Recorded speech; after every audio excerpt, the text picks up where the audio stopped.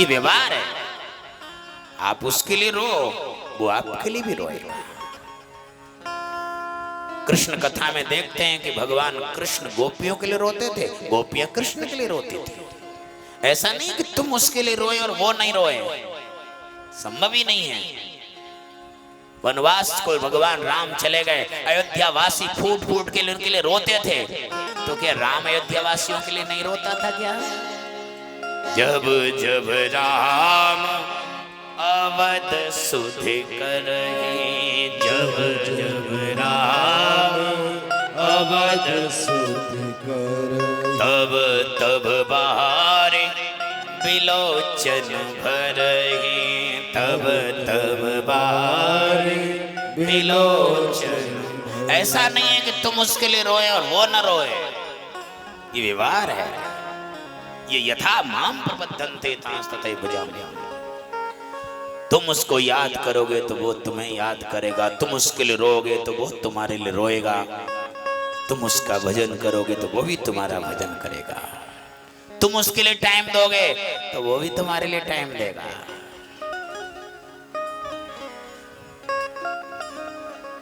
इसे हल्के में मत लेना कि कथा हो रही है कि क्या हो रहा है।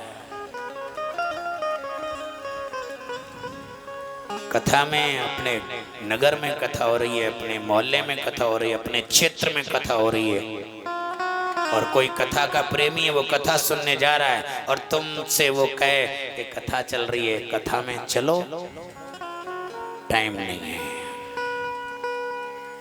ये गलती भूल के भी मत कर देना, टाइम नहीं है। पर आज आदमी की कितनी हिम्मत है, हाँ? अभी राखी का त्योहार गया है, अब दीपावली भी आने वाली है।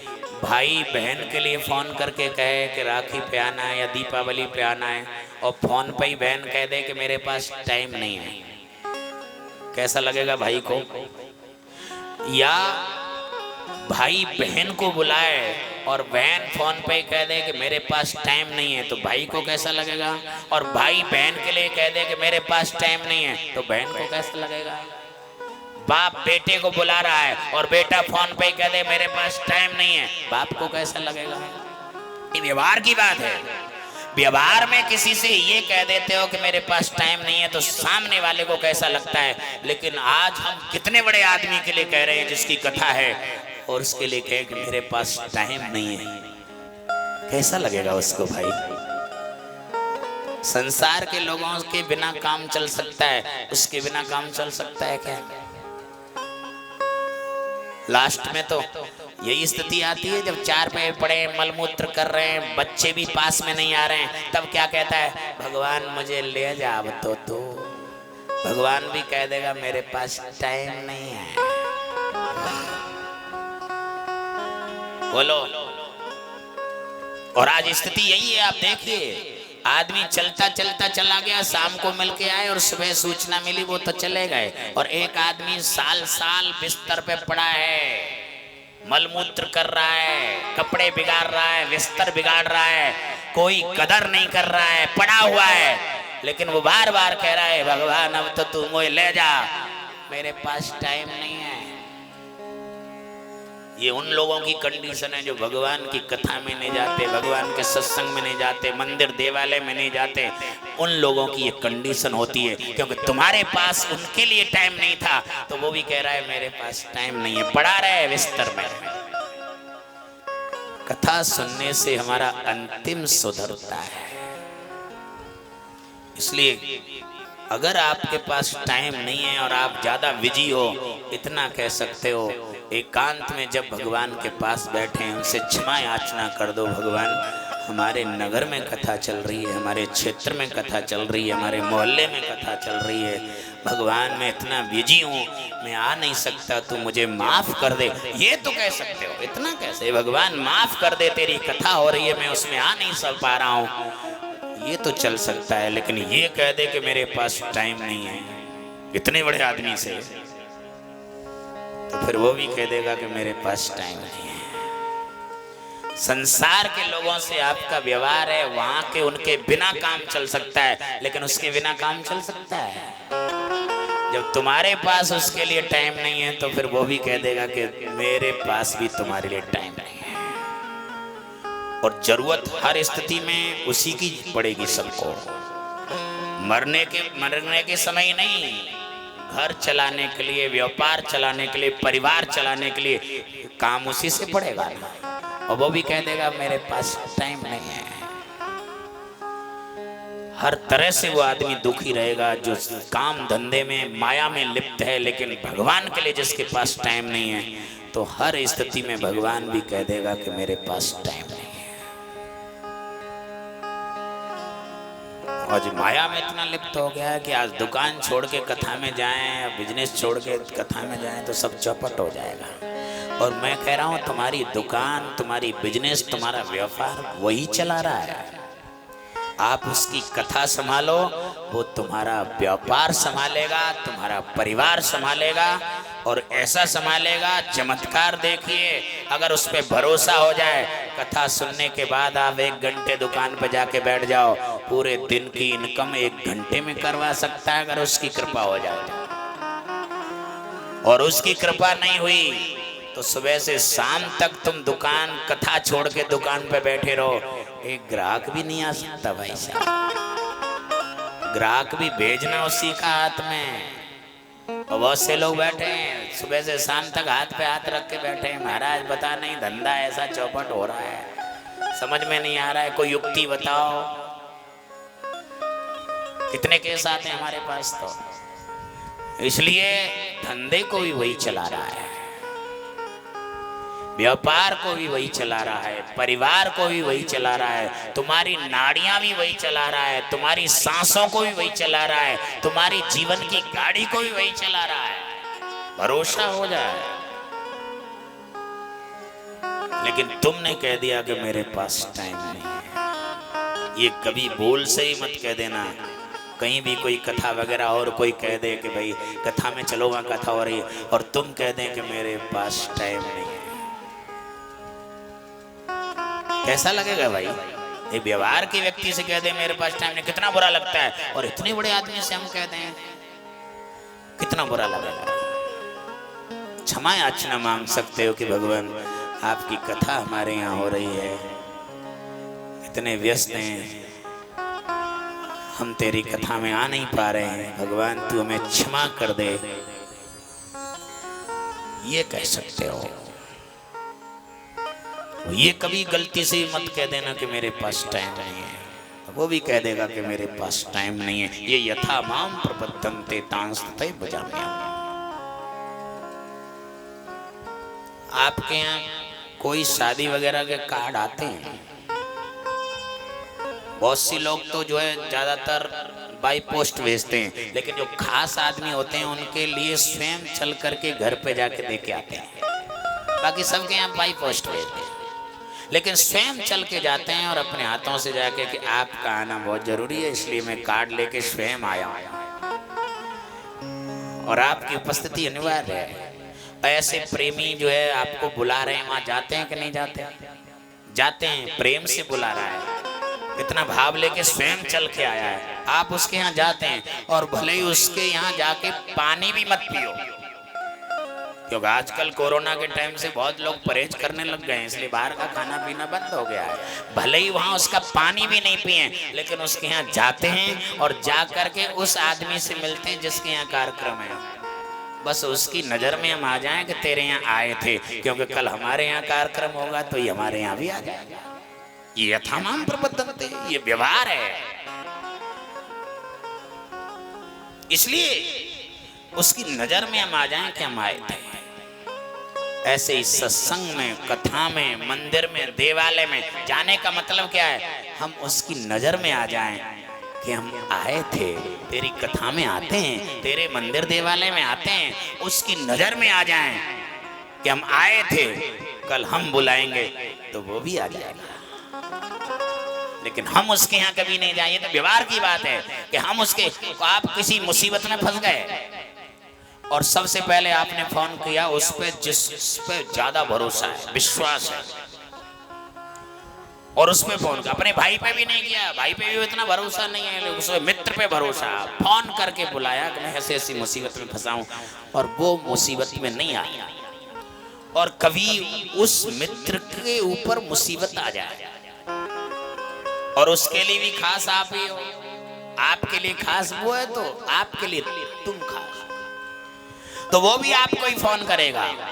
तो फोन पे ही तुरंत आप जवाब दे दोगे कि नहीं दे दोगे कि जब मैं मुसीबत में फंसा था तब तू आया, अब तू मुसीबत में फंसा हूं तो तेरे यहाँ मैं कैसे आऊं।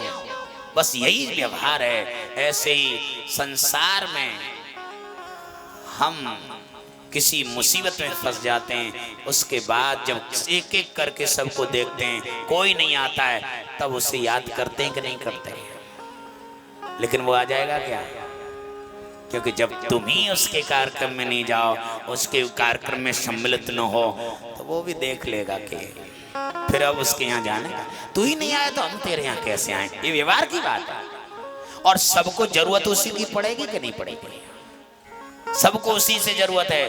तो इसलिए उसके कार्यक्रम में जाते रहो, सत्संग देवालय में जाते रहो, मंदिर देवालय में जाते रहो, कथा में जाते रहो, जिससे उसकी नजर में आ जाए कि हम आए थे। सूरदास जी डेली मंदिर जाते थे भगवान के दर्शन करने के लिए। एक व्यक्ति ने पूछा कहाँ जा रहे हो, भगवान के दर्शन करने जा रहा हूँ। उसने कहा कि तुम्हारी तो आंख ही नहीं है, तुम कैसे दर्शन करोगे। सूरदास जी की आंखों में आंसू आ गए, रोते हुए कहा मेरी आंख नहीं है लेकिन उसकी तो आंख है। बस उसकी नजर में आ जाए कि हम आए थे, हम हाजिरी करने जा रहे हैं, हम उसकी नजर में आ जाए कि हम आए थे। बस उसकी नजर में आने चाहिए कि हम आए थे। और ध्यान रखना, सबकी आंखों से आप वंचित रह सकते हो। परीक्षित आयोजक जो कथा कराने वाले अर्जुन सिंह आगे बैठे हैं, पीछे कौन कौन आया इनको थोड़ी ना मालूम पड़ रहा है। इनकी नजर में नहीं आ सकते हो, लेकिन उनकी नजर में तो हो। क्योंकि रामचरितमानस में भगवान की उपमा जो है माँ से दी गई, करहु सदा तिनकी रखवारी, करहु सदा तिनकी रखवारी, जिमें बालक राखहि महतारी, जिमें बालक राखे माँ से तुलना की गई भगवान की कि भगवान कैसा है, माँ जैसा है। अब माँ को आप देखिए, माँ क्या करती है, माँ अपने घर के काम करती रहेगी और बच्चा घुटनों के बल चलते चलते कहीं कहीं पहुंच गया, कहीं कहीं पहुंच गया। भले ही काम कर रही है माँ, लेकिन उसकी निगाह, उसकी नजर हर समय बच्चे पे रहती है। बच्चा अब क्या कर रहा है, बच्चा कहाँ पहुंच गया, बच्चा कहाँ चला जा रहा है। भले ही घर के काम कर रही है, लेकिन नजर हर समय माँ की उस बच्चे पे। और बच्चा माँ को देखे ना देखे, लेकिन माँ की नजर तो उस पे ही रहती है ना। बोलिए, बच्चा नहीं देख रहा है माँ की तरफ, लेकिन माँ बच्चे को देखती रहती है कि नहीं। बोलिए, हर समय माँ की नजर बच्चे पे रहती है। बस यही कहते हैं, आप भगवान को देखो या मत देखो, लेकिन भगवान हर समय तुम्हें देखता रहता है कि तुम कहाँ हो, तुम क्या कर रहे हो। तुम आज कथा में बैठे हो, तुम आज मंदिर गए हो, तुम आज उल्टे सीधे काम कर रहे हो, तुम आप पाप कर्म कर रहे हो, तुम गलत काम कर रहे हो, तुम अच्छे काम कर रहे हो। हर समय उसकी नजर में हो आप। बच्चा माँ की तरफ देखे या न देखे, बच्चा देखो माँ आ गई और बच्चा उनकी गोद में से चला गया इधर उधर, लेकिन उसका मन कथा में लगेगा। हर समय उसी वो बच्चा किधर चला गया, कहाँ पहुंच गया, कहाँ खेलने, बुला के लाओ, उठा के लाओ। यानी बार बार बच्चे की तरफ नजर रहती है माँ की। और माँ से तुलना भगवान की है। आप भगवान को देखो या मत देखो, लेकिन वो हर समय हमको देखता रहता है। उसकी नजर से हम वंचित नहीं हैं, वो हमें देख रहा है। आप उस समय कथा में हो, देख रहे हो, वो देख रहा है कि तुम कथा में बैठे हो, वो ये भी देख रहा है कि तुम कथा करा रहे हो, वो ये भी देख रहा है कि कौन कथा में नहीं आ रहा है। सब पर निगाह है। सुबह शाम तो आरती करता रहता है मेरी, और मेरी कथा, मेरा कार्यक्रम हो रहा है, उसमें पहुंच ही नहीं रहा है। ये भी तो देख रहा है वो, उसकी नजर से वंचित नहीं है कोई, क्योंकि माँ से तुलना की गई है। माँ भले ही घर के काम करती रहती है, लेकिन नजर हर समय उसकी बच्चे पे ही होती है। ऐसे ही हम, बच्चा माँ को देखे या न देखे, माँ बच्चे को देखती रहती है। ऐसे ही हम परमात्मा को देखें न देखें, लेकिन परमात्मा हमको देखता रहता है। करहूं सदा तिन की रखवारी, करहूं सदा तिनकी रखवारी। आज में बालक राखहीं महतारी, जिन्हें बालक राखहीं महतारी। जैसे आश्रित बालक की देखरेख माँ करती है, वैसे ही अपने आश्रित भक्तों की देखरेख परमात्मा करता है। माँ की नजर से बच्चा वंचित नहीं है, और भगवान की नजर से हम तुम वंचित नहीं है। और किसी की नजर में आप आओ ना आओ, लेकिन वो आपको देख रहा है। उसकी नजर से कोई वंचित नहीं है, चाहे कोई पाप कर रहा है, चाहे कोई पुण्य कर रहा है, चाहे कोई धर्म कर रहा है, चाहे कोई अधर्म कर रहा है, लेकिन उसकी निगाह से कोई वंचित नहीं है, सबको देख रहा है। बच्चा गिरता है तो गिरे हुए कोई माई उठाती है। ऐसे ही हम भी संसार में अगर गिर गए किसी कारणवश, तो उठाने का काम उस मारूपी परमात्मा का है, वही हमें उठाता है। फिर माँ, बच्चा बार बार गिरता है, माँ बार बार उठाती है, फिर गिरता है, फिर उठाती है। यही काम उसका है कि तू बार बार गिरता है, बार बार मैं तुझे उठाता हूँ, उठाने का काम। लेकिन गिरता वही है जो खड़ा हो, खड़ा हो वही गिरेगा। और जो पहले से ही परमात्मा के चरणों में गिरा हो, वो कभी गिरेगा क्या?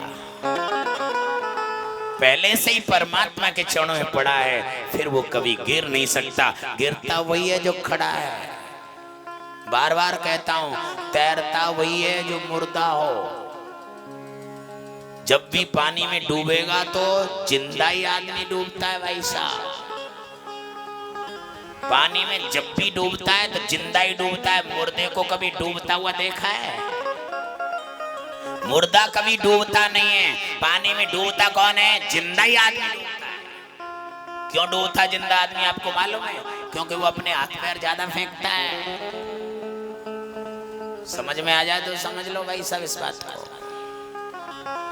क्योंकि वो अपने हाथ पैर ज्यादा ही फेंकता है, इसलिए वो डूब जाता है। और मुर्दा अपने हाथ पैर नहीं फेंकता है, उसके भरोसे रहता है, वो तैर जाता है। इसलिए ज्यादा हाथ पैर मत फेंको कि हम पे तो कथई के लिए फुर्सत नहीं है। हम हाथ पैर फेंकने में लगे हुए हैं कि हम ये बन जाएं कि वो बन जाएं। तुम्हारे करने से कुछ नहीं बन सकते हो। वो चाहे तो रंक को राजा बना दे, वो चाहे तो राजा को फकीर बना दे, उसका खोंचा चलता ही रहता है भाई साहब।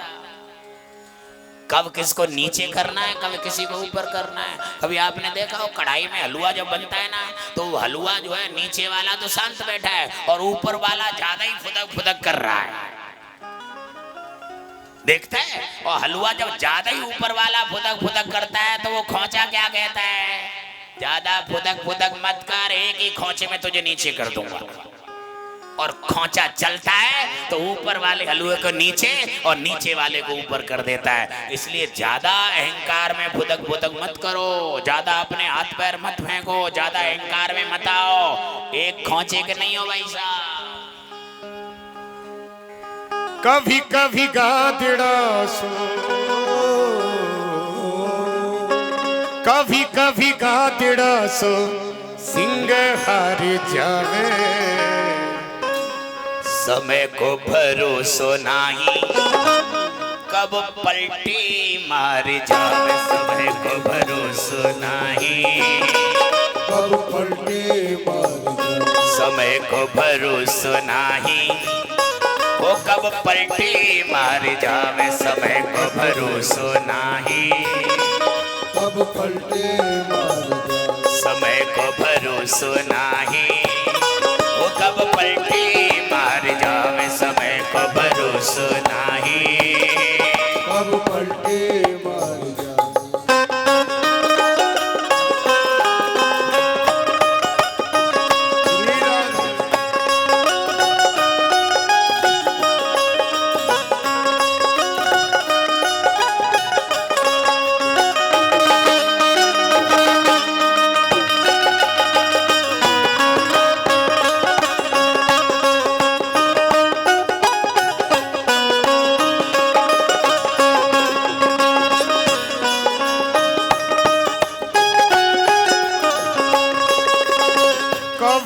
कभी गातड़ा सो कभी कभी गातड़ा सो सिंह हार जावे समय को भरोसा नहीं कब पलटी मार जावे समय को भरोसा नहीं कब पलटे मार जावे समय को भरोसा नहीं वो कब पलटी मार जावे समय को भरोसा नहीं कब पलटे मार जावे समय को भरोसा नहीं वो कब पलटी मार जावे समय को भरोसा नहीं कब पलटी मार जावे। अगर धन ज्यादा इकट्ठा हो जाए तो ज्यादा फुदक फुदक मत करो। खोचा कहता है कि ज्यादा फुदक फुदक करेगा तो एक ही खोचे में नीचे कर दूंगा। तो भगवान का खोचा चलता ही रहता है, इसलिए अहंकार में ज्यादा फुदक फुदक मत करो। इसलिए मैं बार बार कहता हूं कि जिंदा ही आदमी डूबता है, मुर्दा कभी डूबता नहीं है, क्योंकि वो ज्यादा ही अपने हाथ पैर फेंकने में लगा है। उसके लिए अपने पास भगवान के लिए टाइम नहीं, भगवान की कथा के लिए टाइम नहीं, अपने मंदिर देवालय में जाने को टाइम नहीं, केवल माई में लिप्त है। बहुत हाथ पैर फेंक रहा है, और हाथ पैर फेंक रहा है वही डूबता है। मुर्दा हाथ पैर नहीं फेंकता है, इसलिए वो। और भक्तों से मैं आग्रह करता हूं कि जब जब एकांत में अपने इष्ट के पास बैठे भगवान से यही प्रार्थना करना, भगवान मुझे ज्यादा हाथ पैर फेंक के ऊपर नहीं चढ़ाना। अगर ऊपर चढ़ाना चाहे तो अपने मंदिर की सीढ़ियों पे ही चढ़ाना और कहीं मत चढ़ाना। और अगर गिराना हो तो कहीं मत गिराना, अपने चरणों में ही गिरा लेना प्रभु। भक्त की ये प्रार्थना होनी चाहिए। इसलिए ज्यादा ऊपर चढ़ने के चक्कर में न जाने कैसे कैसे लोग हाथ फेंक रहे हैं। मैं कह रहा हूं, अगर भक्त से निवेदन कर रहा हूं कि भगवान से प्रार्थना करो, अगर ऊपर चढ़ाना है तो भगवान अपने मंदिर की सीढ़ियों पे चढ़ाना, और मुझे ज्यादा ऊपर मत चढ़ाना। बस इतनी स्थिति बना देना, मेरी मति ऐसी बना देना कि तेरे मंदिर की सीढ़ी पे चढ़ने लग जाऊंगा। और नीचे गिरावे तो अपने चरणों में गिराना प्रभु, और कहीं मत गिरा देना। भक्त की ये प्रार्थना भगवान से होनी चाहिए। इसलिए भगवान के मंदिर की सीढ़ियों पे चढ़ने की स्थिति बनाओ। हाथ पैर फेंक के और ज्यादा ऊपर चढ़ने की कोशिश मत करना, क्योंकि भगवान कहते हैं एक खोचे में नीचे कर दूंगा। इसलिए भगवान के बने रहो। बिना डोर की सुई समाज को नुकसान देगी भाई साहब। डोर लगी सुई ये इसके लक्षण ठीक हैं, लेकिन बिना डोर की सुई लक्षण ठीक नहीं है। इसलिए जिसकी डोर परमात्मा से लगी हुई है बस वही इंसान है, वही सज्जन है, उसकी ये लक्षण ठीक हैं। लेकिन जिसकी डोर परमात्मा से नहीं है तो वो समाज को नुकसान के अलावा कुछ नहीं कर सकता है। बिना डोर की सुई समाज को नुकसान ही देगी। बिना डोर का, परमात्मा की डोर जिसकी परमात्मा के हाथ में नहीं है वो आदमी समाज को नुकसान ही देगा। इसलिए डोर उससे लगी रहनी चाहिए। बिना डोर की सुई तो समाज को नुकसान ही देगी। इसलिए डोर हमारी उससे लगी रहनी चाहिए।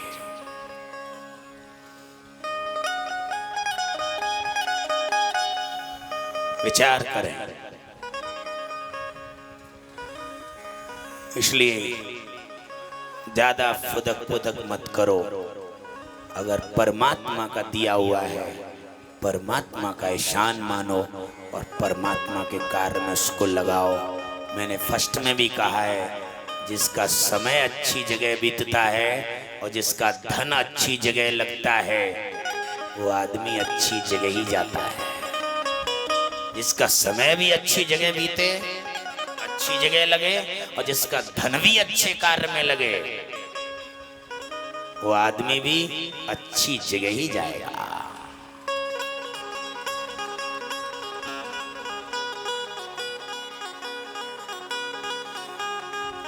कभी अच्छा काम किया न धन से,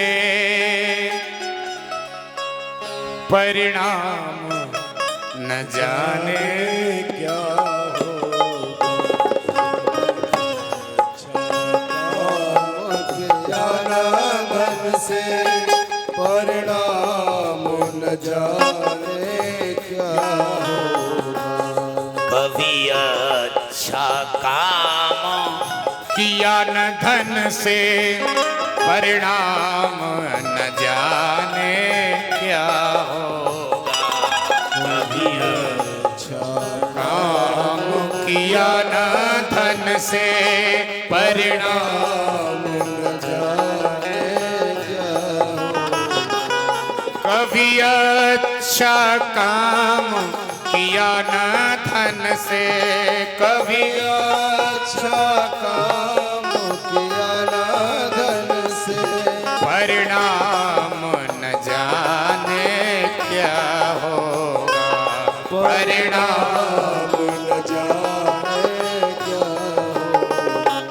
जी भर के पाप किए तन से, जी भर के पाप किए तन से, परिणाम न जाने क्या होगा। परिणाम न जाने क्या होगा। जी भर के पाप किए तन से, जी भर के पाप किए तन से, परिणाम न जाने क्या होगा। परिणाम न जाने क्या होगा। कभी अच्छा काम किया न धन से, परिणाम न जाने क्या होगा। कभी अच्छा काम किया न धन से, परिणाम न जाने क्या होगा। कभी भगवत नाम सुना न मन से, कभी भगवत नाम सुना न मन से, कभी भगवत नाम सुना न मन से, कभी भगवत नाम सुना न मन से, परिणाम न जाने क्या होगा। परिणाम न जाने क्या होगा। कभी भगवत नाम सुना न मन से, परिणाम न जाने क्या होगा। कभी भगवत नाम सुना न मन से, परिणाम न जाने क्या होगा। ये उम्र बीत गई धोखे में, परिणाम न जाने क्या होगा। ये उम्र बीत गई धोखे में, परिणाम न जाने क्या होगा। कभी अच्छा काम किया न धन से, परिणाम न जाने क्या होगा। कभी अच्छा काम किया न धन से, परिणाम न जाने क्या होगा। हरे राम हरे हरे राम, हरे हरे राम, हरे हरे राम, हरे हरे कृष्ण, हरे हरे कृष्ण, हरे हरे कृष्ण, हरे हरे कृष्ण, हरे हरे राम, हरे हरे राम, हरे हरे कृष्ण, हरे हरे कृष्ण,